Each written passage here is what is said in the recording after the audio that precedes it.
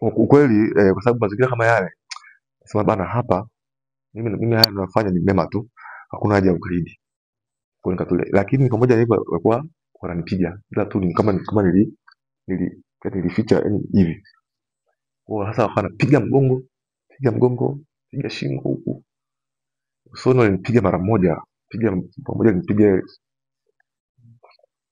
basi ndo nikaa kwenye gari chini hivi walikuwa pana dereva na mtu mmoja ambaye alikuwa amekaa naye pale nilipokuwa kuna mtu hapo sawa hesabu tu na dereva na mtu mmoja pale mbele mimi nikaa katikati hapa huku na huku alafu nyuma nikaona kana kwamba watu wawili kwa upande mmoja upande huo mwingine sijaweza kuona ndo kanifunga kwa sababu mimi sio mtu mwovu sio mtu mbaya mimi ni mtu mwema tu ni mtumishi wa Mungu tu natumika tu kusaidia watu pamoja na serikali kwa ujumla kwa kupitia kipawa changu ambacho Mungu amenipa. Na niseme tu kweli kama wangekuwa na nia ya kuniua nafikiri wangeniua kwa sababu mahali ambako nilipelekwa siko nafikiri hivyo. Lakini pia nashukuru tu watu wote ambao walipiga kelele. Lakini pia mitandao hii nahisi sina uhakika nahisi kama imenisaidia kidogo nahisi sina uhakika lakini nahisi kama imenisaidia. Kwa hiyo mimi nashukuru tu nashukuru ndugu zangu wale ambao walinisaidia kule na majirani zangu hawa nicho tu sina kingine. Honesty sikustahili kwa sababu mambo haya yalikuwa yanaongeleka. Be honest. Unajua hata mtoto akikosea unamuita si ndio? Mtu anamuonya kama amekosea unamuonya. Lakini kwa wao kulikuwa hakuna shida. Walikuwa tu na jambo lingine ambalo hapa nisiseme. Yaani walikuwa hawana shida na maadili. Yaani walikuwa hawana shida kabisa na mambo ya maadili. Kwamba kuna maneno nimekosea. Walikuwa tu wana jambo lao wanataka tu assurance pate uhakika. Sasa sio hilo. Sio hilo. Hawakuwa na issue. Yaani ni jambo lao tu hilo. Basi. Jambo lao tu hilo ambalo walikuwa nalo basi. Kazi ya Mungu utafanya. Sasa nitachaje? Maana mimi ndio kazi mimi sina fanya biashara, mimi sio mkulima. Mimi kazi yangu ni hii ya Mungu ya kuhudumia watu, kuombea watu hicho tu. Hamna kingine. Utabadilisha tu kidogo kwenye sasa huko tuache nafikiri nyinyi mtaona tu. Nyinyi mtaona tu kama nabadilika au mtaona tu. Nafikiri kwa leo toshe tu kwa leo. Jacob Gumbo ni kiongozi wa hili eneo. Kwa maana kwamba mimi ni balozi hapa kwenye hili eneo. Kwa hiyo lakini pia ni mchungaji wa kanisa la Huduma ya Kristo. Kwa hiyo kwa ufupi sana tueleze ambacho kilitokea jana. Ilikuwa majira ya saa ngapi kwa ufupi sana? Jana majira kama ya saa 4:30 hivi saa 5 kulitokea tukio hapa nyumbani kwangu hapa karibu na kanisa. Kuna watu waliokuja ambao hawajulikani wakamchukua kijana wangu ambaye naye ni mchungaji hapa. Kwa hiyo walipomchukua walipiga kelele na mimi nikasikia nilikuwa ndani nikasikia nikatoka watu wakaanza kupiga kelele, watu wa majirani nao wakapiga kelele. Kwa hiyo wakatoka kwa wingi lakini wengi wakawa ni wamama. Kwa hiyo basi mimi nilipotoka nikakuta tayari yule kijana ameshamdhibiti wameingiza kwenye gari. Kwa hiyo sikuwa na kufanya. Maana sikuwa na chochote. Zaidi sana labda nilikuwa tu na jiwe nikatupa tu jiwe basi. Lakini tayari wakawa wameshamchukua. Basi kabla tujaendelea walikuwa watu wangapi? Walikuwa watu kama 5-6 hivi. Kwa sababu kuna waliotoka lakini nikachungulia kule kulikuwa na wengine kule ndani. Lakini ni wengi kati ya 5 au 6. Mbebaji ilikuwaje? Walimchukua kwa nguvu. Alikuwa kwenye gari. Yeye alikuwa anatoka na gari ya huduma hapa. Basi wakamwekea beria pale kwenye geti, wakawa na mhoji, lakini baadaye wakamchukua kwa nguvu. Walijitambulisha kama maaskari. Walijitambulisha kama askari wa jeshi la polisi. Walijitambulisha hivyo. Kwa hiyo basi walipomchukua sikuwa na tena la kufanya, kwa sababu gari ile liondoka kwa spidi kali. Basi nikajaribu kufuatilia na pikipiki, lakini mwenye pikipiki naye akaogopa. Basi nikaenda kituoni. Nikaenda kituo cha Murieti, nikatoa taarifa pale. Lakini wakaniambia bia ni vizuri uende Central. Unaona? Uende Central. Basi nikaenda Central nao wakanirudisha Murieti, wakasema kile ni kituo kikubwa kinajitegemea. Imekuwaje wakakuleta huku Central? Huyo kijana labda ni mgeni, inawezekana hajajua taratibu. Wewe rudi. Akanipa majina kwamba nenda kamwone Afande Jacob au muone OCD. Kwa bahati yule aliyekuwa ananielekeza pale Central, ambaye alikuwa kwenye counter, ni mdada fulani hivi. Basi akampigia simu, ndio akanipa hayo majina, ndio nikaondoka. Niliandika kwenye karatasi kwamba tumia jina hili Jacob, Afande Jacob au afisa CID. Basi nikaja Murieti, nikamtafuta Afande Jacob, sikumpata. Nikaonyeshwa ofisi ya OCD, nikakaa hapo. Akaja kijana mmoja, nikaambiwa naye anahusika. Basi nikatoa maelekezo yao, akatoa maelekezo pale, kanihoji. Baadaye akaniambia basi sawa, njoo kesho asubuhi. Unaona, basi mimi nikarudi nyumbani. Niliporudi nyumbani sasa, sikuwa na namna, sasa nasubiri muda ule wa kesho. Lakini baadaye wale maafisa pale wa polisi baadaye walinipigia simu jioni. Wakasema njoo. Nikaambia sasa mimi niko nyumbani, kama inawezekana njoo nyie, maana kuna watu wengi hapa sasa wananihoji. Ndio basi wakaja na wenyewe. Basi wakaja hapa, nikaandika tu maelezo. Basi wakaondoka. Lakini baada hapo kwenye saa 3 saa 4 hivi tukapata simu kwamba kijana ameonekana maeneo ya West Kilimanjaro. Kwa bahati na wakati napata hiyo simu alikuwepo Afande, alikuwepo RCO, alikuwepo hapo wakati napewa hiyo, napata hizo habari. Basi na yeye akachukua akasema basi hebu nipe hiyo simu niongee na hao jamaa ambao wanasema amempata. Basi RCO akachukua ile namba, akapiga, akaongea nao wale watu. Basi sisi tukaondoka. Basi RCO akasema basi kama ni hivyo, akasema basi wewe niwapigie wale watu wa vituo vya kule, niwape maelekezo kwa ajili ni sehemu maeneo ambayo ni sehemu salama. Unaona, basi alipowapigia kule, mhusika mwenyewe akamuuliza, akasema hapana, mimi sitaweza kwenda kituo cha polisi kwa sababu hawa ambao wameniteka na wasiwasi ni maaskari. Kwa hiyo sina imani, naona na wasiwasi, kwa hiyo mimi sitaweza kwenda. Basi RCO akaniambia basi kama hilo ni sehemu salama, unaona, wala hiyo usikutishe. Mimi ninasema hapa, mimi ni RCO, ndio pelelezi wa mkoa. Lakini basi yule kijana akasema mimi huko sitaweza kwenda. Basi RCO akasema basi hakuna shida, yeye nendeni.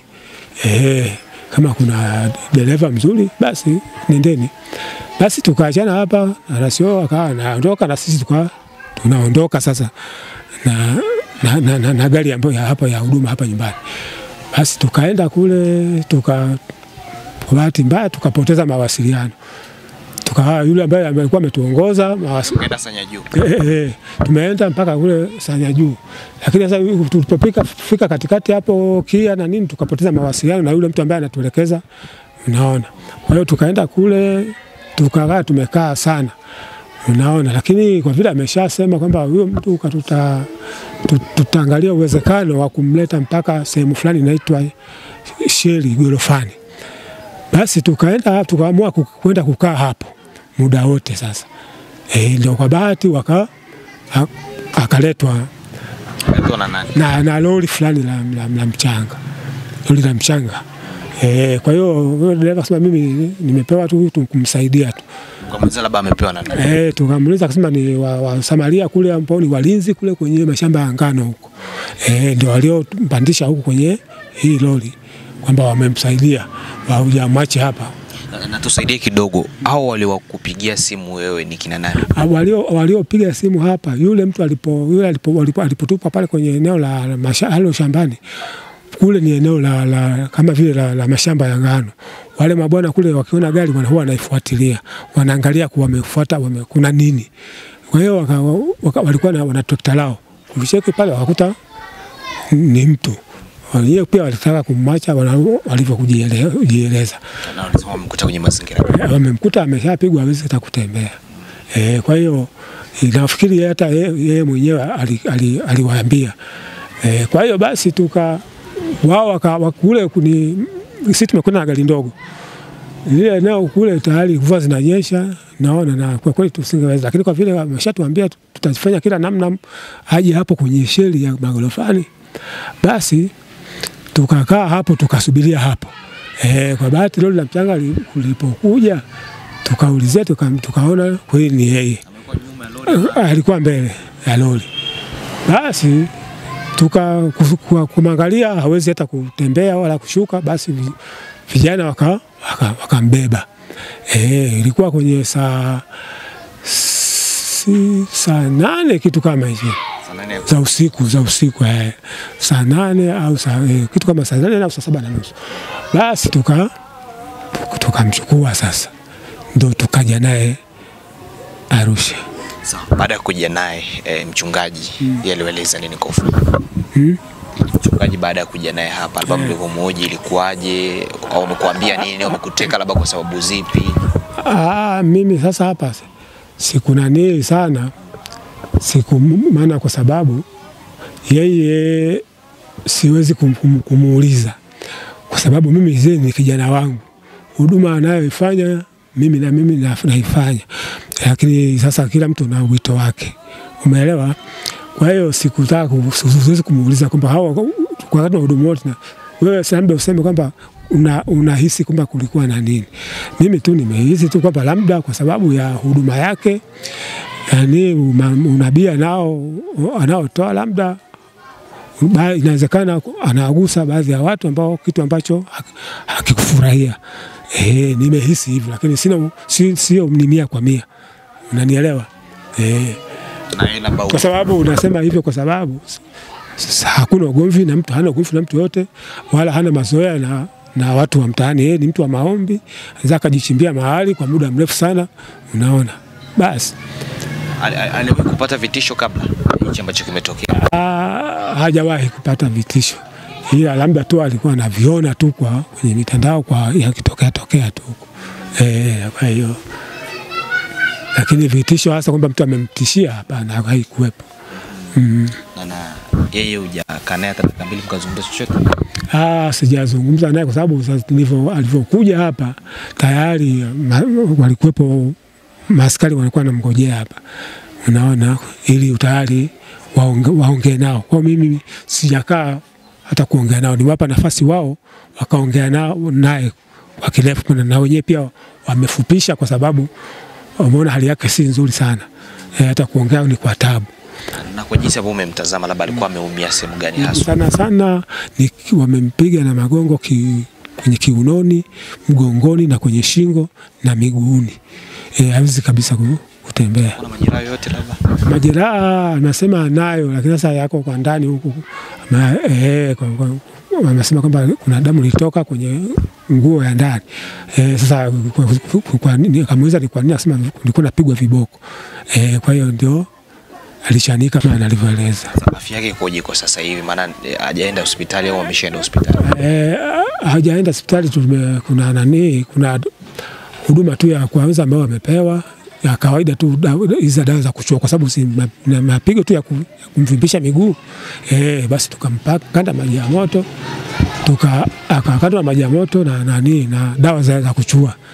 Lakini tunamwangalia, tunajua jinsi gani ya kufanya. Sisi kama ndugu tutaangalia kwamba tufanye nini tuweze kumsaidia. Polisi lasemaje baada ya kufika na kufanya uchunguzi? Jeshi la polisi limechunguza, likaandika ripoti yake kama kawaida, na wakasema basi tutaendelea kufuatilia kwa sababu hawa watu waliofanya hivyo lazima tujue umetokea wapi. Sawa, kwa jinsi hapo unamfahamu Steven pamoja pia na wewe mnaongoza huduma hapa, kwa jinsi yote tukio hili linatawarudisha nyuma kiimani na kuendeleza ile maono ambayo mara kadhaa mchungaji Steven amekuwa akipewa? Kwa yeye huduma hawezi kuacha, kwa sababu huduma mtu hujiamuri wewe, ni Mungu anakuelekeza. Kwa hiyo kwa yeye siwezi kujua, maana hilo sasa ni mapema mno kuweza kulifahamu kwa upande wake, maana ni mtu ambaye ndio leo ameshaojiwa, sijakaa naye nikamuuliza. Kwa hiyo siwezi kujua katika hilo, lakini naamini huduma hawezi kuacha, kwa sababu huduma si kuwahubiria watu waache dhambi, wafuate utaratibu wa kimungu. Basi tukio hilo amelifanya kwa sababu ya kumrudisha nyuma asitoe maono ambayo yanagusa viongozi mbalimbali. Hiyo inawezekana. Inawezekana, na yeye ni mtu mzima, anaweza kaelewa kwamba ni kwa nini imetokea hivi, anaweza kaelewa. Kwa hiyo siwezi kusema lolote kwenye hilo kwamba ataacha au ni vipi, lakini najua kufanya kazi ya Mungu huwezi kuacha, ila labda pengine unaweza ukabadilisha mtazamo huu ukaendelea na mtazamo mwingine.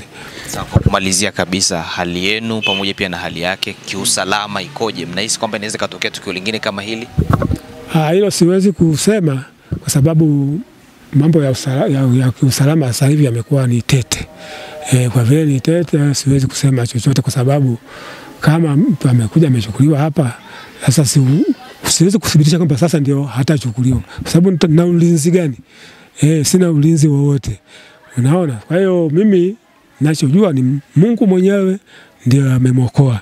Kwa hiyo Mungu ndiye atakaye endelea kutulinda hapa. Mungu mshauri labda achane na mahubiri ambayo yanagusa serikali. Kuhusu hayo kwenye huduma, kwenye masuala ya huduma, unakuta mtu akiongea kwamba ni na unabii nimepewa na Mungu. Kwa hiyo mtu yote huwezi kusema chochote, kwa sababu Mungu akisema wewe huwezi kuzuia. Haijalishi au Mungu kamtuma kitu fulani. Sasa mwanadamu huwezi kusema usifanye hivyo, kwa sababu ukifanya hivyo wewe unazuia ile kusudi la Mungu. Kwa hiyo katika hilo siwezi kusema chochote. Sasa masuala ya kimungu namwachia Mungu mwenyewe. Kwa serikali na jeshi la polisi? Mimi kwa jeshi la polisi nimeona tumeshirikiana nao vizuri, japokuwa kuna hali ambayo pia inaonekana kwa sababu wale wanaofanya vile wanajitambulisha kama polisi. Kwa hiyo